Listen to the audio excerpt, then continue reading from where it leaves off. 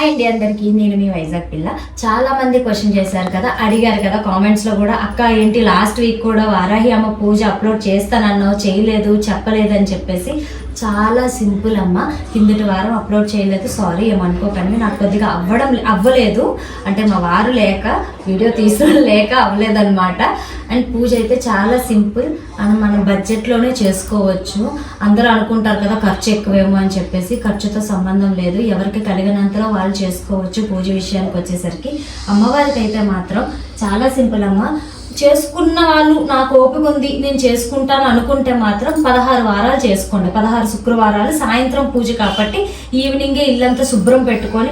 First చెప్తున్నానమ్మా, ఎవరైనా ఏ పూజ చేసుకున్నా, అది సప్త శనివారాల వ్రతమే అవ్వచ్చు, ఇలాగ దుర్గమ్మ పూజలే అవ్వచ్చు, ఏ పూజ అయినా సరే ముందు రోజే ఇంట్లో మాసిన బట్టలు ఉంచకండి, ఎంగిలి గిన్నెలు ఉంచకండి, ఇల్లంతా శుభ్రం పెట్టుకోండి. తుడిచి తడిగుడ్లు, దారబంధానికి బొట్లు అన్నీ క్లీన్ చేసుకోండి. ఇల్లంతా చాలా శుభ్రంగా ఉంటే అంత మంచిదనమాట. ఇంట్లో చెత్త ఉంచడం అలాంటివి కూడా ఉంచకండి. అండ్ వారాహి అమ్మ పూజకు వచ్చేసరికి సాయంత్రం పూజ కాబట్టి మీరు హ్యాపీగా చాలా పీస్ఫుల్గా చేసుకోవచ్చు. ఉపవాసం ఉండాలా అక్క అంటే అది మన ఇష్టం అమ్మ, ఉంటే ఉండొచ్చు లేకపోతే లేదు. కానీ ఆ రోజు ఉపవాసం ఉండలేని వాళ్ళు మార్నింగ్ నుంచి తింటాం. మార్నింగ్ తినే వాళ్ళు అయితే ఫ్రూట్స్ తినేయండి బ్రేక్ఫాస్ట్లో. లంచ్కి వచ్చేసరికి చప్పటి పప్పు అన్నం ఏదైనా తినండి. లైక్ ఏమంటారు, వెల్లుల్లిపాయ ఉల్లిపాయ వేయనిది కూర కానీ అన్నం కానీ తినండి, పర్వాలేదు. ఆయిల్తో సంబంధం లేదు, ఆయిల్ వేసుకొని వండుకొని తినండి, ప్రాబ్లం లేదు. సాయంత్రం టిఫిన్ చేసుకోండి, చాలా సింపుల్ కదా. ఒంటిపూట భోజనం అయిపోద్ది, అమ్మవారికి పూజ కూడా అయిపోద్ది. ఉపవాసం పాటించాలనే రూల్ అయితే లేదు. ఇంకొక విషయం, నాన్ వెజ్ తినొచ్చో తినకూడదా అని కూడా అడిగారు కదా చాలా మంది. నాన్ వెజ్ అది కూడా మన ఇష్టం. లక్షవారం, శుక్రవారం, శనివారం ఈ 3 రోజులు మానేసుకున్న వాళ్ళు మానేసుకోండి, చాలా మంచిది. అంటే కంటిన్యూ ఇంట్లో కూడా ఉండదు కాబట్టి లక్షవారం, శుక్రవారం, శనివారం అది మన ఇష్టం కాబట్టి. కానీ 99% అవాయిడ్ చేయడానికి చూడండి. ఈ 3 డేస్ లక్షవారం, శుక్రవారం, శనివారం. ఆదివారం తినాలనుకుంటే తినండి. అందరూ 16 వారాలు మానేసి నాన్ వెజ్ తినకుండా ఉండాల్సిన అవసరం అయితే లేదు. అండ్ హ్యాపీగా చేసుకోవచ్చు పూజ. ఇంకా అన్ని వారాల అక్క చేయగలమో చేయలేమో అనుకుంటారు కదా, వాళ్ళకైతే సింపుల్గా ఒక మాట అయితే చెప్తాను, 5 వారాలు చేసుకోండి, అప్పుడు మంచిది. ఎందుకంటే పంతులు గారే చెప్పారు, విన్నాను, అందుకే చెప్తున్నాను. 5 వారాలైనా చేసుకోండి. లేకపోతే ఒక శుక్రవారం, లేకపోతే అష్టమి రోజు రాత్రి, అష్టమి రోజు ఏ రోజైతే అష్టమి పడుతుందో ఆ రోజు సాయంత్రం అమ్మవారికి ఇలా కంద దీపం పెట్టుకోండి. కంద మనకి బయట దొరుకుతుంది కదా, అది కంద తెచ్చుకొని, యాక్చువల్లీ ఇదేంటాక హాఫ్ ముక్క పెట్టామనకండి, ఎందుకంటే చాలా పెద్ద సైజులు దొరుకుతాయి. కంద అంటే చిన్నవి దొరకవు.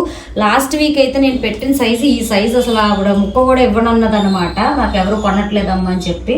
ఇంత పెద్ద కంద అది మనము నీటిలో నానబెట్టేసి కాసేపు ఒక 20 మినిట్స్ అలాగా ఒక పెద్ద దాంట్లో వేసేసి నానబెట్టేసుకొని కడిగేసి పసుపు కుంకుమ బొట్లు పెట్టేసి మధ్యలో కన్నం పెట్టుకోవాలన్నమాట. ఇలా హోల్ చేసుకొని మధ్యలో అది హోల్ చేసుకున్న తర్వాత మంచిగా ఆయిల్ అయితే వేసేసి దాంట్లో అది నూనె, మీరు నువ్వుల నూనె వేసుకోండి, ఆవు నెయ్యి వేసుకోండి, కొబ్బరి నూనె వేసుకోండి, అది మీ ఇష్టం, మీ స్తోమత. ఏ నూనె వేసుకొని పెట్టుకున్నా పర్వాలేదు. మనస్ఫూర్తిగా 3 దిక్కులుగా 2 ఒత్తులు, మొత్తం 6 ఒత్తులు వెలిగించి మనస్ఫూర్తిగా మీరు మనసులో ఏమనుకుంటున్నారో అది అమ్మకి చెప్పి పూజ అయితే స్టార్ట్ చేసుకోండి.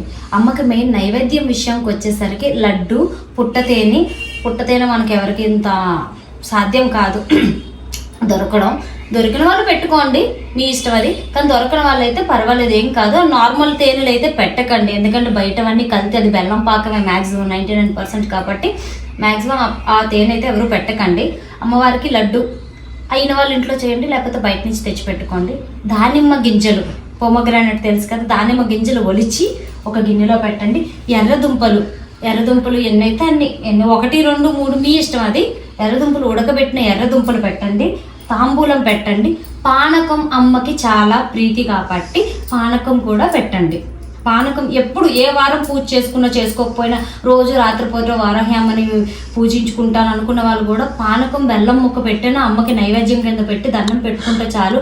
అమ్మకి ఎస్పెషల్లీ ఇవి వండాలి అవి వండాలి అని ఏమీ లేదమ్మా, నీ స్తోమత, నీ ఇష్టం, అదైతే నేను చెప్తాను. దీపం మాత్రం బొట్లు పెట్టిన తర్వాత ఒక ప్లేట్లో బియ్యం పోసి దాని మీద ఒక తమలపాకు పెట్టి దీపం పెట్టేసి ఇలా దీపారాధన అయితే మనం చేసుకోవాలి. ఏ పూజ చేసినా విఘ్నేశ్వరుడు పూజ అయితే మనం కంపల్సరీ చేసుకుంటాం కదా. వినాయకుడికి లక్ష్మీదేవికి నేనైతే శుక్రవారం కాబట్టి ఇద్దరిని పెడతాను. లక్ష్మీ గణపతి ఇద్దరు ఉండాలి నాకు, ఏ పూజకైనా ఇద్దరిని పెట్టి ఇలా అయితే నేను పూజ చేసుకుంటున్నాను. అమ్మవారికి నిమ్మకాయ దండ అంటే చాలా ఇష్టం. అయిన వాళ్ళు ప్రతి వారం వేయండి, లేదు అవ్వలేదు అనుకున్న వాళ్ళైతే మాత్రం ఒక వారం వేయండి, మళ్ళీ లాస్ట్ వీక్ వేసుకోండి, చాలా మంచిది. అండ్ నేనైతే మాత్రం ఒక నిమ్మకాయ పెట్టి ప్రతి వారం చేసుకున్నాను. మొదటి వారం మాత్రం నిమ్మకాయ దండ అయితే వేసాను అమ్మవారికి, మళ్ళీ లాస్ట్ వారం వేస్తాను, ఎందుకంటే నాకు అవ్వలేదన్నమాట తీసుకోవడానికి, అందుకోసం అని చెప్పేసి నేనైతే ఒక నిమ్మకాయ పెట్టి పూజించుకుంటాను. ఆ నిమ్మకాయ ఈ వారం అంతా కూడా ఇంట్లో ఉంటుంది. లాస్ట్ ఈ వారం లక్షవారం ముందు రోజులుగా తీసుకెళ్ళి గంగలో కలిపేస్తాను. కంద ఏం చేయాలక్క, బియ్యం ఏం చేయాలక్క అని చాలా మంది క్వశ్చన్ చేశారు కదా. వీలైనంత వరకు ఆవుకు పెట్టండి. మీకు వండుకోవడం వచ్చు అనుకున్న వాళ్ళు కంద కూర వండుకొని తినేయచ్చు, తప్పేమీ లేదు. అమ్మవారి ప్రసాదం కింద ఇంట్లో అందరూ తింటే చాలా మంచిది. కానీ కంద వండుకోవడం రావాలి మీకు, అవుతుంది, మీ వల్ల అవుతుంది అనుకుంటే వండుకొని తినండి. ఎందుకంటే నేనైతే చెప్తున్నాను, నేను ఆవుకు పెట్టేస్తాను, ఎందుకంటే నాకు వండడం రాదు కంద, ఎందుకంటే అది ఇచ్చింగ్ వచ్చేస్తుంది కదా. లాస్ట్ టైం మొన్న కోసినప్పుడు నాకు ఇచ్చింగ్ వచ్చింది, అందుకే భయం వేసి నేను ఆవుకి అయితే పెట్టేస్తున్నాను. ఆ బియ్యం కూడా ఆవుకు పెట్టేస్తున్నాను. చాలా మంది అన్నారు గోవులు లేకపోతే ఏం చేయాలక్క అని అడిగారు. పారే గంగలో వేసేయండి, అంతకు మించి ఇంకేం చేయలేము కదా. ఇదే కాదు, సప్త శనివారాల వ్రతంలో ప్రమిదలు కూడా ఏం చేయాలక్క అని అడిగారు, దానికోసం అని చెప్తున్నాను.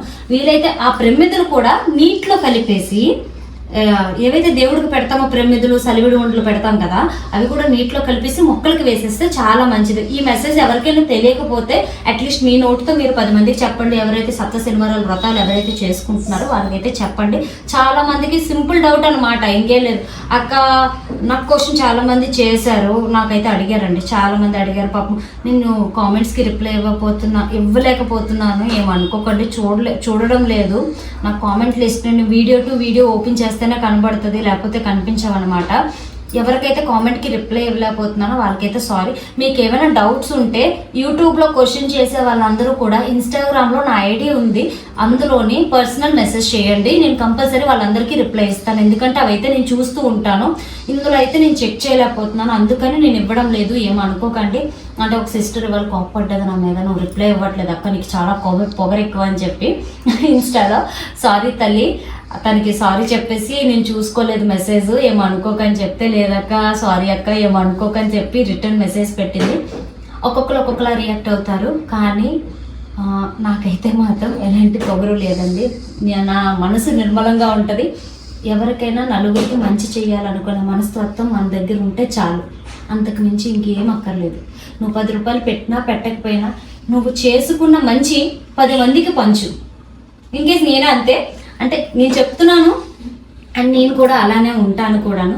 మనం చేసుకున్న మంచి 10 మందికి పంచితే వాళ్ళు చేసుకోకపోయినా చేసుకోవాలనుకున్నా వాళ్ళకి యూజ్ అవుతుంది అనుకుంటే చాలా మంచిది. అంతకన్నా ఇంకేం కావాలి చెప్పండి. ఈ జన్మకి ఇంతే, మనం వచ్చే జన్మలో ఉంటామో మళ్ళీ పుడతామో లేదో తెలీదు, ఎప్పుడు ఉంటామో ఎప్పుడు లేమో కూడా తెలీదు. ఉన్నంత రోజులు 10 మందికి మంచి చేయాలి, అది నా టార్గెట్, అదే నేను చేస్తాను. నా దగ్గర ఉంటే పెడతాను, లేకపోతే 4 మాటలు మంచివి చెప్తాను. మాట మంచిదైతే ఊరు మంచిది అంటారు కదా, అలా అన్నమాట. అండ్ పూజా విధానం అయితే చాలా సింపుల్, చేసుకోవాలనుకున్న వారు ప్రతి ఒక్కరు చేసుకోండి. అంతేకాదు దుర్గమ్మ 9 శుక్రవారాల పూజ కూడా చేసుకోవాలనుకున్న వాళ్ళు చేసుకోండి, బెస్ట్ రిజల్ట్ ఉంటుంది. నేను ఒకటి చెప్తాను, ఏంటంటారు, సంకల్పం గట్టిదైతే సరిపోదు, సంకల్పం కోసం మనం పోరాడాలి. మనం పోరాడి అప్పుడు రిజల్ట్ అందుకోవాలి. ఎవరికైనా అదే చెప్తాను. నేను ఏదో కోరుకున్నాను, పూజ చేశాను, అది జరగట్లేదు అనుకోవడం తప్పు. ఎవరికైనా నువ్వు ఏదైతే అనుకున్నావో దానికోసం కష్టపడు, ప్రతిఫలం నీ వెంటే ఉంటుంది, నీతోనే వస్తుంది. నువ్వు వద్దనుకొని వెళ్తున్నా నీ వెనకతలు పరిగెట్టుకుంటూ వస్తుంది. నేను అదొకటే నమ్ముతాను. అండ్ మనం కష్టపడాలి, అమ్మవారిని నమ్ముకోవాలి, ముందుకి సాగిపోవాలి, మంచి రావాలి. అండ్ ఈ వారం నా 3వ వారం పూజ అయితే ఇలా ఫినిష్ అయింది. ఎవరైతే వారాలు చేయాలనుకుంటున్నారో స్టార్టింగ్ 3 వీక్స్ గ్యాప్ లేకుండా చేయండి.